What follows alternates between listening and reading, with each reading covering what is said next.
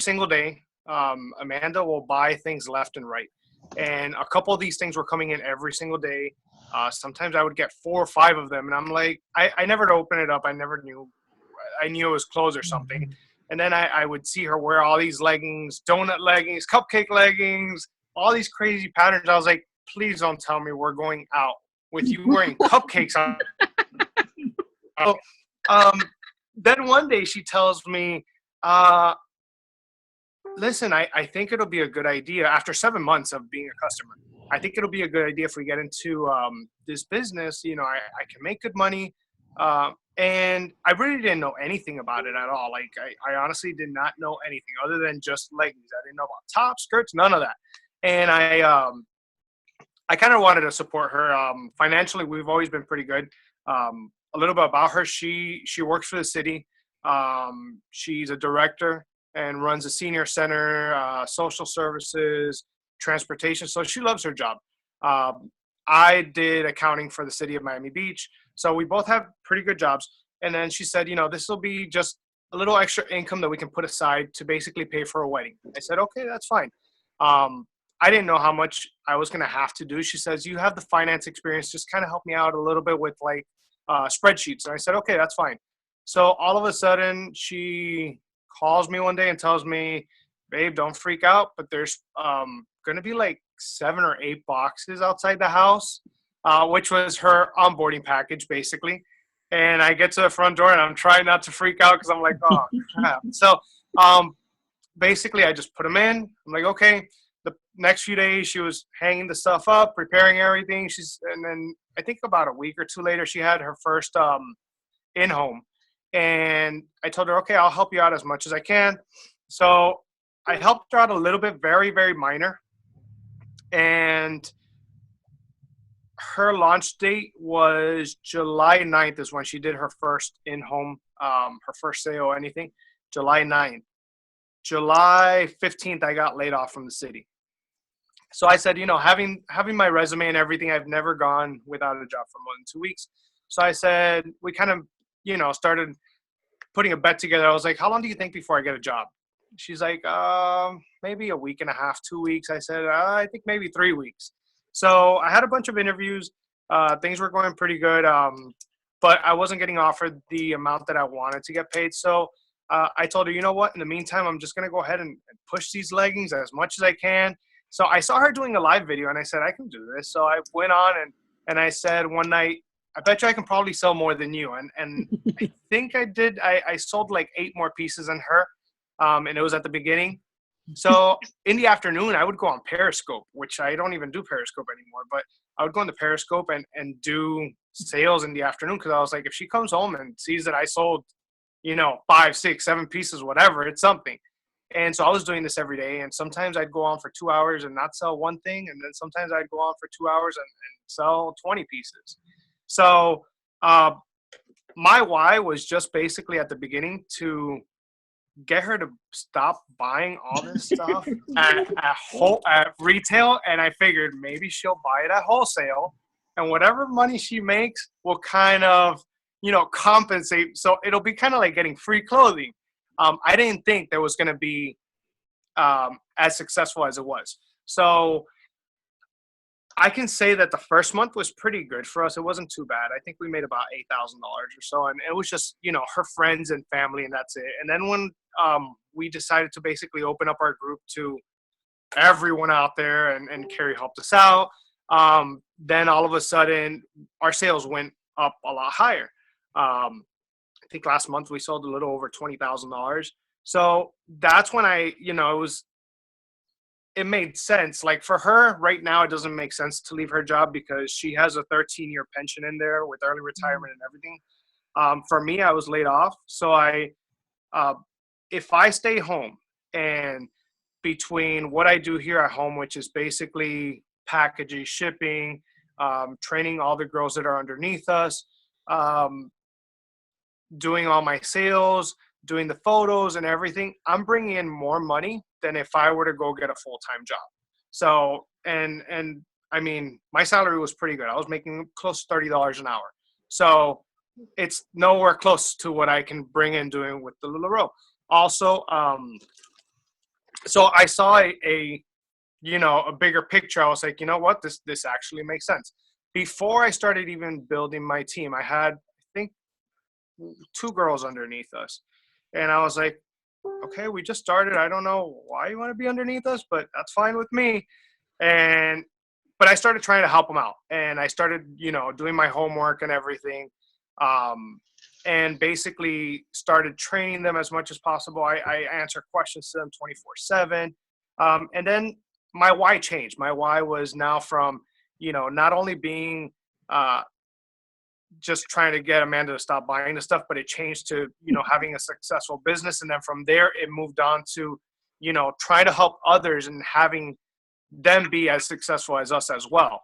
So your why, from the moment that you decide, hey, I want to do this and make extra money, it's constantly going to change. You're going to start, you're going to start seeing it, because a lot of people, that's exactly most of us what we do. We go in it just for the money. Yep. But things will change as time goes on. You're gonna want to be a little more successful. You're gonna want to help out others and try to start building out a team as well. I've had the management experience. Amanda has the management experience. I have the finance. If on my live videos, I'm usually like the crazy, outgoing, and loud one. Amanda's a more calm, collective one.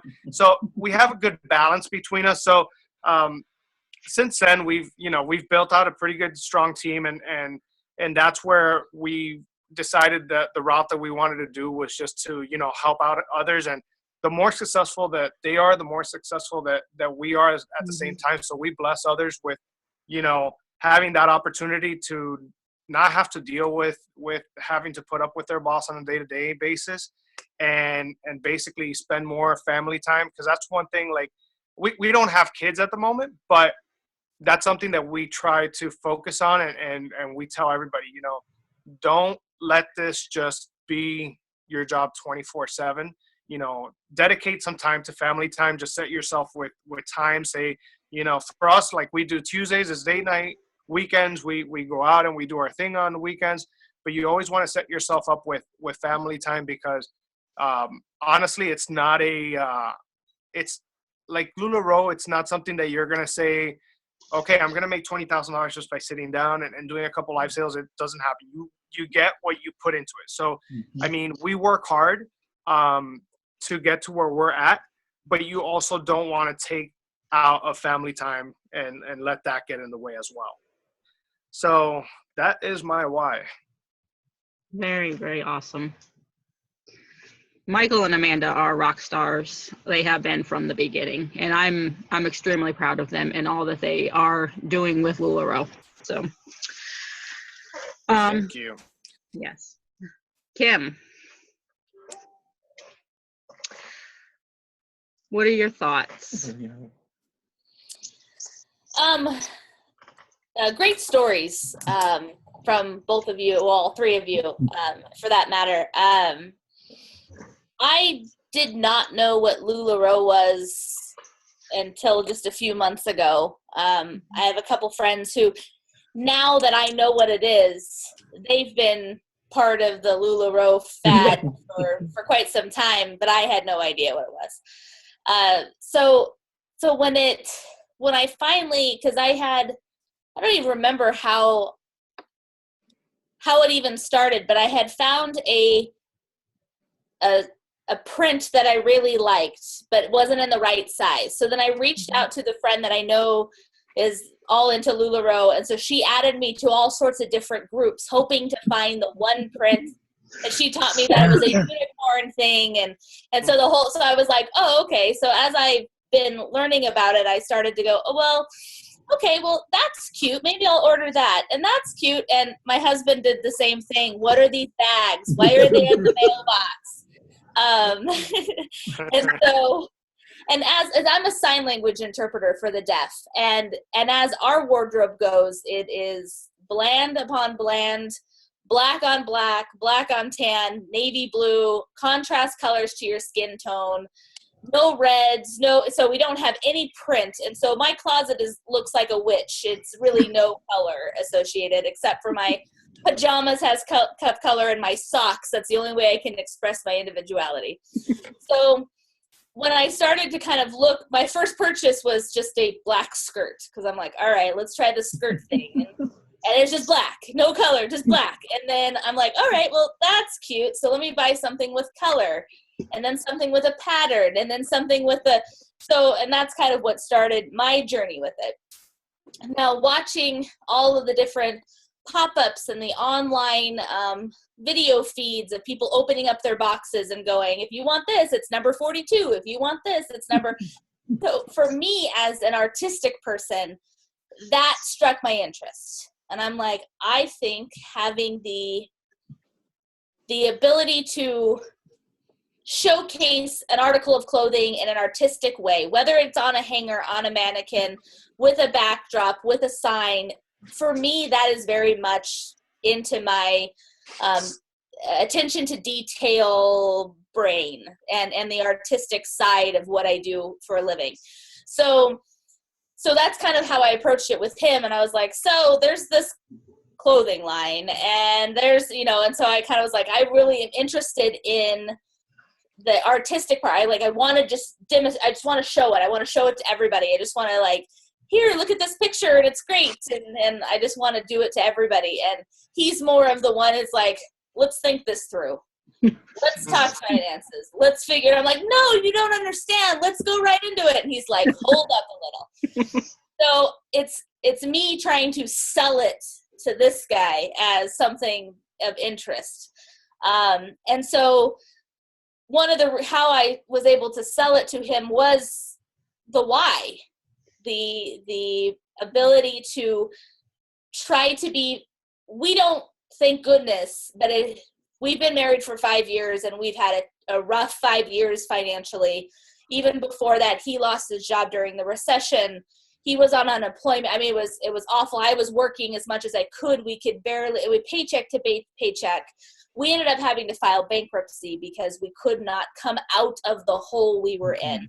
And it was a really tough time. It seemed like everybody was doing it because of the financial thing, but it was really hard for me to accept and for him to accept that bankruptcy was our only option. And so we're really trying to get past that and we're reached a point where we are not paycheck to paycheck anymore, which is really a wonderful feeling. But we're still limited on what we can do. And that is part of the why that I have, is to be able to have that financial freedom of, I worked 5 jobs as a sign language interpreter. I worked five jobs. They all kind of fit. I have very few days off. The stress of the signing on my arms and stuff, I have a pinched nerve currently in my neck, but I can't take time off because we can't afford to take time off, because if I take time off, we don't have an income. Mm-hmm. So that is kind of where part of that why fits in, to be able to be financially independent, that if for some reason I can't work for the week, I can have something else coming in. And so that's part of it too. We would like to own a house. We live in Long Beach, California. It is extremely expensive out here. And to be able to afford a house at what we earn right now is in a bad area or not what we want. We want to buy a house that we want to live in, not because this is all we could afford, so let's just figure it out. We do not have children. We have fur kids. And we have gone through times in our relationship where they eat and we don't, because we are responsible for them and they need to have food if we don't have it. And I don't enjoy living that way. And it would be really nice to get to a point where we don't ever have to worry about living that way. And so, I have a little sister who is going to be 16, which makes me crazy. But we take her places. We've taken her on Disney cruises. We've taken her to Disney World. She goes to Disneyland all the time with us. We would like to be able to show the world to her more, because my parents can't do that. They cannot afford to do that. We would love to be able to do that. We have godchildren, we have nieces and nephews that we would love to be able to support through college as they get older, things like that. So these are kind of all my whys. I don't know if you have any additional whys, because we've talked about the whys, we've shared the whys, but I don't know if you have any extra whys. Well, our whys are pretty much the same. I work for LA County. My job is pretty much 9 to 5, 40 hours a week, day in, day out, same routine. It is in some ways rewarding, but in a lot of ways it's a very non-rewarding county job. Mm-hmm. And I think some of you can probably appreciate that. So it would be nice to have that freedom, because right now we're locked into never being able to move away from Los Angeles with my job.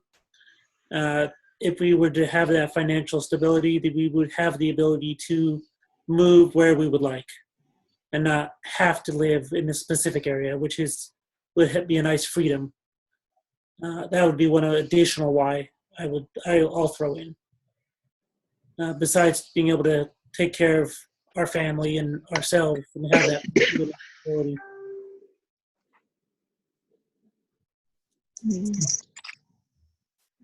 Oh, that's not even right now. It's not even What right is this? now. No, what are you doing? What are you doing? It's all good. Exactly.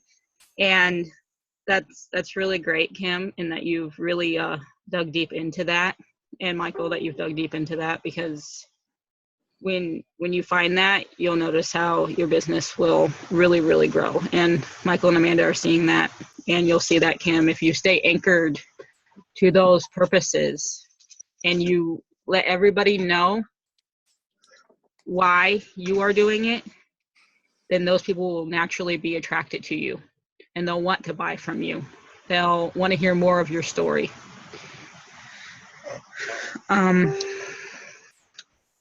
You have any thoughts?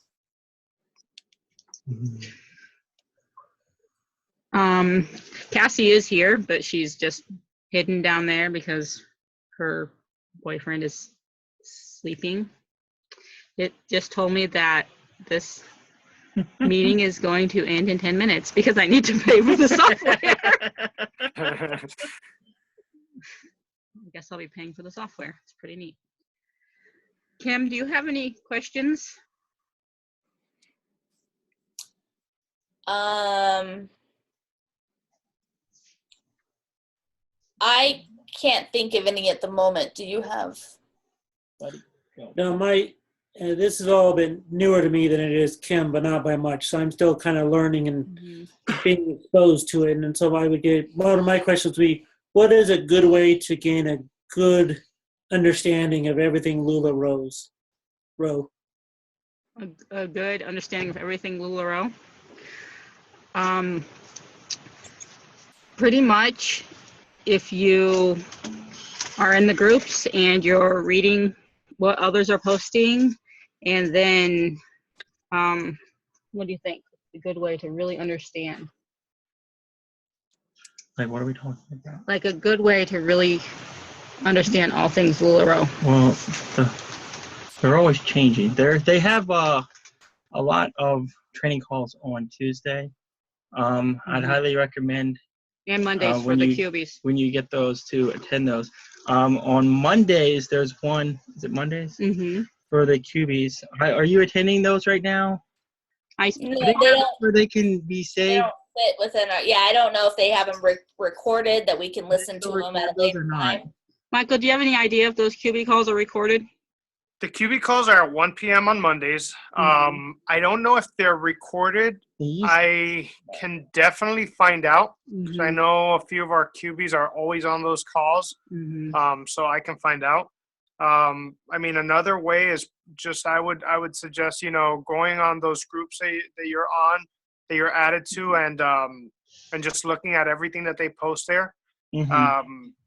I mean, use the search feature. And, if you just go in the groups and you want to think about a certain topic that day, and if you just use the Facebook search feature, you can search for that topic and you can get a whole lot of different responses in those groups. And I wouldn't try to think that you're going to learn everything in one day, because it's ever changing, and it's so big that you won't be able to wrap yourself around it in just one day. And Yeah, and you kind of have a little bit more of time in that I had, because I jumped in basically. I didn't know anything about it until a week after Amanda launched. So you have this time in the queue to kind of understand everything, and slowly, little by little, you will. My suggestion is, learn as much as you can while in the queue. Once you launch, my suggestion is to be yourself. Don't come off as a salesperson, pushy. Just be yourself. Tell people, like, there had been times that I honestly will tell you that I would go on live sales and I saw that I wasn't selling anything, and I just start chit-chatting with people here and kind of, letting them know who I really was, and just talking, have a regular conversation with them. That that attracts them to you, and you end up starting to have a loyal customer base that way. I have a lot of loyal customers. Now, I wouldn't also compare your numbers to other consultants, because there's other consultants out there that are making, 25,000. It could be 15,000 a month. I would not compare those numbers, especially not the first month. Just because you're starting to get the hang of things, and you're starting to educate a lot of, like, your friends and family that don't know anything about LuLaRoe. So it's kind of like a starting point for you that first month. After the first month is that you start to kind of see the bigger increase in sales. But you can't jump into it with the mindset saying, okay, I'm going to go ahead and sell $15,000 the first month, because it's, it could happen, but it's very unrealistic. I usually tell, like, my girl, set yourself with, like, the lowest goal possible, and that, because once you reach and you go above that, it's like that's when you find yourself like, wow, I did better than I thought I was going to do. Now, if you set yourself up with a huge goal and you fail at it, it kind of, like, puts you down. Right, exactly. He had asked me earlier today about the saturation of LuLaRoe in the industry, and we're looking if it's looking like it's becoming overly saturated with product, with consultants, with all this thing. And so I was explaining to him about, I said no, because if you look at just leggings in general, especially the holiday ones, I said, I opened up just somebody's posting on holiday leggings, and I go, look, there are 9 people who commented sold. That, because they're wanting, there's so many people out there who want it, and there's not enough of the product available. Right. So I don't feel there's a saturation in the business for it, but with the number of consultants that are growing, I think we're around 50,000 now. They haven't given us a exact number for a little bit, but the customer base is also growing with them. So 50,000 consultants is such a tiny number compared to some companies, Mary Kay and Avon and companies such as that. And there's people that do very, very well. I think Amanda was doing something like that, right, Michael? Yeah, Amanda was doing Mary Kay, and right now LuLaRoe is, I think Carrie's right. She's somewhere between the 50 to 60,000 consultants right now. But the thing is that I can do Mary Kay, and my 2 next door neighbors can do Mary Kay, and neither one of us are going to have the same inventory. They limit their prints. Like this pair of leggings right here, they'll do, what is it, 5,000 5,000 print. Yep. So there's 5,000 of these pair of leggings. I might have gotten 2 or 3 of them, but there's no way that there's enough for all 60 or 50,000 consultants to get. So everybody's going to have a limited. It's basically like every piece of item is kind of like a limited edition. So you have a lot of people after certain prints. Yeah, and Patrick was talking about this just last week, how with more consultants, they haven't changed the number that they're making in the prints. So they actually become even more rare. Yeah. When there were 5,000 consultants and they were making like they were making 3,000 or 4,000 at that point. You know, and then there's 60,000 if they've only went up to 5,000. That makes them It's all the also prints. great that the number has kind of grown in a way because it's allowed them to open up different styles and different fabrics that you haven't seen previously. So because of that, they're always ahead. They're just like everybody else. They're churning ahead. They're seeing what's going to be next. What's going to be next? What's going to be next? It's not just okay. Well, we make these shirts, and these are the shirts we're always going to sell. Like when you do makeup, we have a good friend who does makeup, and she's always posting her makeup videos, and you know, Carrie watches them, and you know, she puts the same lipstick on pretty much every day. You know, this is my lipstick, and you know, no matter what she says, she's still just using the same lipstick. She's still using the same eyelash. I don't know what it's called. The same mascara.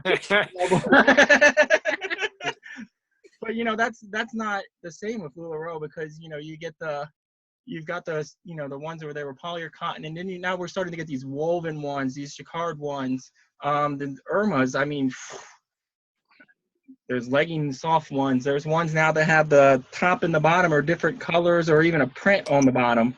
You know, so they're always going ahead. They're always moving ahead. And you know, like Michael said, there's not like a overabundance of these prints. You know, they're spread out on the shirts and stuff. They're spread out by the sizes, so there's no Right. It's, you know, between all 5 or 6 sizes between, you know, in that style. And then sometimes, you know, multiple styles will have that same print, so it's spread out even more, so it makes it even more rare.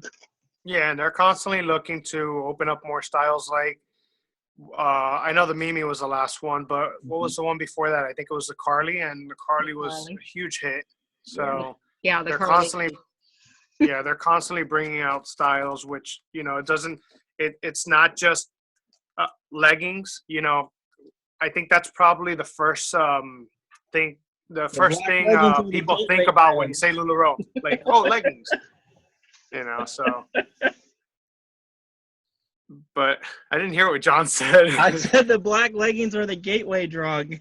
Oh, yeah. It starts off with a solid, and then it goes to a print. And then all of a sudden, oh, you have skirts and tops, you know? And it changes because, like, in the spring and summer,